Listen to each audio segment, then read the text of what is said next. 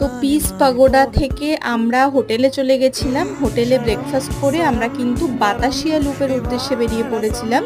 আর এই দেখো বাতাসিয়া লুপে এসে এইরকম মানে এখানে তো তোমরা জানো টয় ট্রেন দাঁড়ায় 15 মিনিটসের জন্য।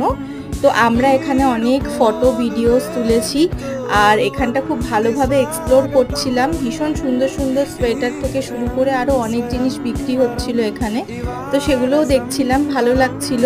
আর সেদিনকে যেহেতু একটু মেঘলা মেঘলা ওয়েদার ছিল আরও বেশি সুন্দর হয়ে গেছিলো, মানে খুবই সুন্দরভাবে ঘুরতে পেরেছি, কোনো অসুবিধা হয়নি।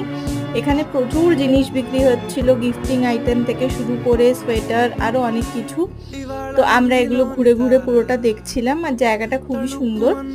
তো চলো নেক্সট ভিডিওটা আমি ভেবেছি একটু লং ভিডিও করব, অনেকগুলো পার্ট হয়ে যাচ্ছে, তার জন্য একটাই ভিডিও লং করে তোমাদের অনেকটা শেয়ার করতে পারবো। তো দেখা যাক কি হয়। টাটা।